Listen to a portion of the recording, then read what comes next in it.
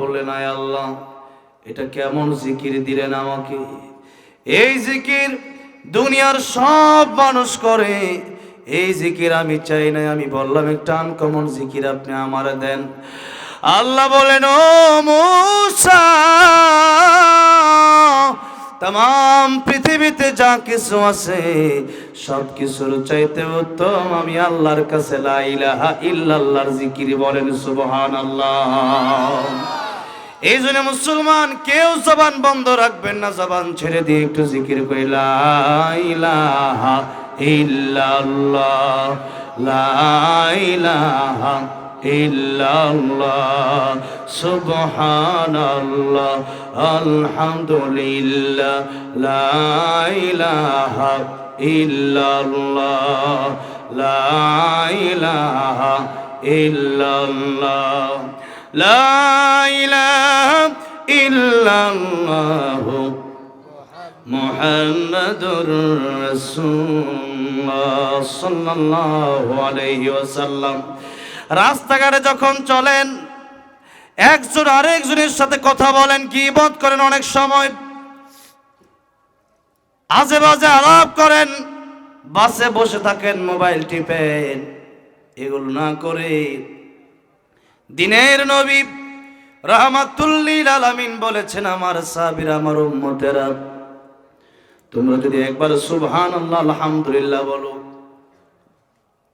আমার আল্লাহ রাব্বুল আলামিন তাম পৃথিবীতে যত জায়গা ফাঁকা আছে সমস্ত ফাঁকা জায়গাগুলা তোমার জন্য সওয়াব দিয়া ভরপুর করে দিবেন। এরপরে সুবহানাল্লাহ বলবেন না, সুবহানাল্লাহ বলেন। মিজানের পাল্লায় কিয়ামতের কঠিন ময়দানে সপ্তম আকাশ সপ্তম জমিন যদি সেই মিজানের পাল্লায় রাখা হয়, মিজানের পাল্লা নড়ে না। আর সুবহানাল্লাহ যদি একবার রাখা হয়, মিজানের পাল্লা আর ধরে না।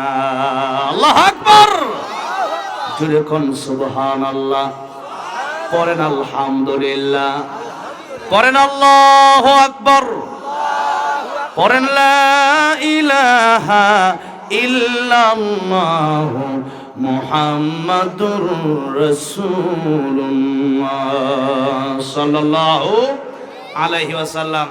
একটু আমরা জবানটা তাজা করে নিলাম। কষ্ট হচ্ছে আপনাদের? ঘুমে টুমে ধরতেছে?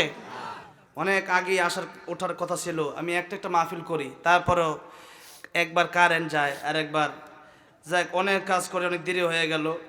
লম্বা চড়ার সময় আমি কথা বলি না, তারপরেও ঘন্টাখানিক সময় দেওয়া যাবে তো ইনশাল্লাহ? আল্লাহ কবুল করেন, বলেন আমিন। ঘন্টাখানিক সময় কথা বলবো, ধৈর্য যেন না হারাই, তেমন বেশিও বলবো না, কমও বলবো না। আপনারা বললেও আমি বলবো না, না বললেও বলবো না। আল্লাহ রাব্বুল আলামিন আজকের এই মাহফিল কবুল করেন। আজকের এই মাহফিল যারা আয়োজন করলেন, আসলেন, বসলেন, কাল কিয়ামতের ময়দানে এই মাহফিল নাজাতের ওসিলা বানায় দেন, বলেন আমিন। বলেছিলাম মাদ্রাসা শিক্ষার গুরুত্ব এবং ফজিলত নিয়ে কথা বলবো, তাই আগে এটা বলি, মাঝখানে কিছু আমরা কবর নিয়ে, পরকাল নিয়ে কিছু কথা আমরা বলবো ইনশাল্লাহ। পরকালের প্রস্তুতি আমাদের নিতে হবে, কারণ সেই পরকালের হায়াত শুরু আছে, শেষ নাই। আর এই দুনিয়ার যে কোনো সময় নাই, ঠিক না ঠিক বলেন? আমি ওয়াজ করতেছি, এই ওয়াজের ভিতরে আমি নাই হয়ে যেতে পারি, ঠিক না ঠিক বলেন? আর আপনার ওয়াজ শুনতেছেন, ওয়াজ শুনতে শুনতে নাই হয়ে যেতে পারেন, যেরকম, ঠিক না ঠিক? 1 মিনিটের নাই ভরসা, 1 মিনিটের নাই ভরসা। জীবনের কোনো গ্যারান্টি আছে? জীবন আছে? জীবনের কোনো গ্যারান্টি নাই। তাই আসুন আমরা দুনিয়ার রং তামাশা, দুনিয়ার সমস্ত চিন্তা ভাবনা বাদ দিয়া একটু কোরআনের তাফসিরে ঢুকবো।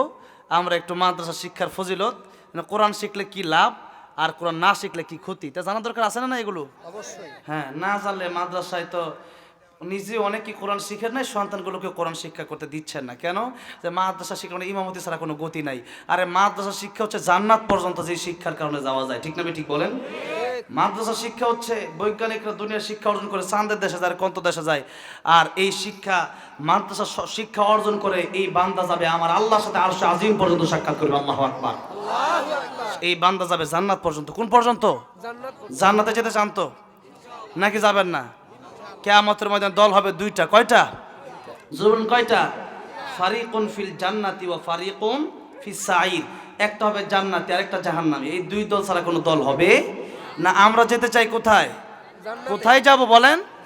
জান্নাত। আমি আসার আগে আমাকে একজন অনেক বড় একজন আলেম আমার সাথে বসা ছিলেন, তো আমার বলছে হুজুররা যে আসে ওয়াজ করে খালি 5 আগস্ট নিয়ে কথা কয়। আমি বলি, ঠিক আছে আজকে কবই না, আজকে শুধু সুবহানাল্লাহ আলহামদুলিল্লাহ লা ইলাহা ইল্লাল্লাহ কোরআন শরীফ শিখলে কি লাভ, কবরে গেলে কি লাভ, তাই আমলের ওয়াজ করা দরকার আছে না নাই বলেন?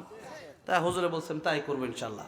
আমিও বলি না যে গতকাল মাহফিল ছিল একটা 2-3 কিলো কয়েক কিলোমিটার পর্যন্ত মানুষ, হ্যাঁ, তো এরকম কয়েক কিলোমিটার পর্যন্ত আমার গাজীপুরের মানুষ সেই মাহফিলে, তো সেখানে কথা বলছে, সেখানে আমিও বলছি, কারণ জালেম স্বৈরাচারী খুনি হাসিনা দেশ থেকে বিদায় হয়েছে, আমরা একটা মুক্তি হয়েছে নাকি বলেন?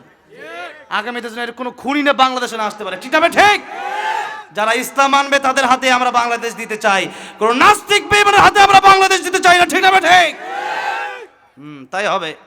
কোরআন শরীফ মানবে না, লাথি মেরে এদেরকে বাংলাদেশ থেকে সরাই দিতে হবে, ঠিক না ঠিক? এদের কোনো জায়গা বাংলার জমিনে হবে না। কিসের জায়গা? এখনো কয়েকটা উপদেষ্টা লাথি মেরে থেকে সরাই দেওয়া দরকার। এগুলা এগুলা কুত্তার চেয়ে খারাপ, বামপন্থী উপদেষ্টা এগুলা। সবগুলো বলছি না, কিছু উপদেষ্টা বামপন্থী, তারা সিনেমা নিয়ে মাদ্রাসা বিরোধী, এরা আছে অপকর্ম এবং সমকামিতাকে তারা এজেন্ট করতেছে, বাস্তবায়ন করতেছে দেশে। এদের লাথি মেরে সরাই দেওয়ার দরকার আছে নাই? ডক্টর সাহেব সরাই দেন, নাহলে বাংলাদেশে অন্ধকার আসবে, শুধু শান্তি আসবে না।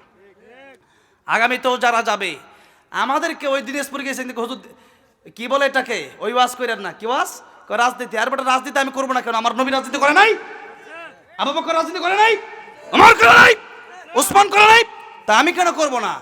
এক ভণ্ড তাহেরি, ওইটার সিরাজগঞ্জে ঢুকতে দিবেন না। ভণ্ড কোহলির সাথে তার খুব বড় সম্পর্ক, ওলিও পালাইছে, ওইটাও পালাইছে, ঠিক না ঠিক? ওইটাও ধরতে গেছে পুলিশ, ওটা বিল দিয়া পালাইছে। ও পালাইছে ইন্ডিয়া, তার ওলি, আর ও পালাইছে ওই কি দিয়া, বিল দিয়া। এগুলো সিরাজগঞ্জে ঢুকতে না পারে। ভণ্ডগুলা কোরআন শরীফ শুদ্ধ করে পড়তে পারে না, ওয়াজ করতে আসছে, গাড়ি আটকে দিবেন ওদের। এই ভণ্ডগুলা যখন সিরাজগঞ্জের মাটিতে ভণ্ডদের জায়গা হবে না।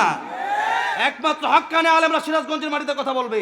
এই ভূমি পবিত্র ভূমি, আমরা কোনো ভণ্ডের কারণে শিরক বিদআত দিয়ে অপবিত্র করতে পারবো না। ওই ভণ্ড একদিন বলল যে ইসলামের সাথে তরবারির কোনো সম্পর্ক নাই। তা আমার নবীর হাতে তরবারি ছিল না? তুই তো সিন্নি খুর, তুই বুঝবি কি?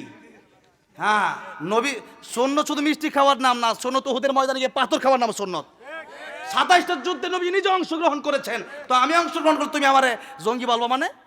হ্যাঁ, 16 বছর 5-8 দিন বাংলাদেশে শেষ হয়ে গেছে। আমার ভাইরা, বলতে হবে, সবই বলতে হবে, মিঠাও বলতে হবে আর শক্তটাও বলতে হবে। সুন্নাত নয় শুধু দাওয়াতের মেহমান, সুন্নত পাথর খাওয়ার নাম, ঠিক না? ঠিক বলেন। এই জন্যে সুন্নত মানতে হলে ওই অর্ধেকটা সুন্নত আমরা মানি না। অর্ধেক ওযু করলে কি ওযু হবে? বাথরুমে গিয়ে কি অর্ধেক করে আসে? খানা খাইতে গিয়ে অর্ধেক খেয়ে বের হয়ে যায়? এরপরে ল্যাপ নিলে কি অর্ধেক না পুরোটা নেন? সব জায়গায় পুরোটা সুন্নত মানবো, পুরোটা। যেরকম ঠিক না ঠিক? খালি মসজিদের আনটিনা রহমতুল্লাহ বলেছিলেন, মসজিদের কোণে বসে জিকির যত করই কষে, এভাবে যায় না পাওয়া আল্লাহকে। এতক্ষণ জিকির রস করছে, এবার গরম হবে। রাজি আছে না? মসজিদের কোণে বসে জিকির যত করই কষে, এভাবে যায় না পাওয়া আল্লাহকে, এভাবে যায় না পাওয়া আল্লাহকে। কি হবে বেঁচে থেকে অযথা বিদ্যা শিখে, যদি না গড়তে পারে শোষণবিহীন সমাজটাকে? কি হবে বেঁচে থেকে, কি হবে বেঁচে থেকে, ঠিক না ঠিক? এই জন্য আমরা বাঁচবো। শুধু মসজিদের মাদ্রাসার ভিতরে কোরআন আমরা ঢোকাতে চাই না, আমরা রাষ্ট্রে, আমরা সংসদে কোরআন ঢোকাতে চাই, ঠিক না ঠিক? আমরা সংসদ পর্যন্ত কোরআন নিতে চাই, কারণ সংসদে কোরআন না নিলে চুরির বিচার হবে না। তো দেশে চুরি ডাকাতি কম হচ্ছে? যেগুলো চুরি ডাকাতি করে হাত কেটে দেওয়ার দরকার আছে না নাই? কোরআনে আইন আছে না নাই? আস-সারিকু ওয়াস-সারিকাতু ফাকতাউ আইদিয়াহুমা। একদিন চুরির বিচার করেন, স্বৈরাচাররা জনগণের কোটি কোটি টাকা নিয়ে ইন্ডিয়া পালাতে পারবে না। রাজি আছেন কারা? কারা হাত দেখতে চায়?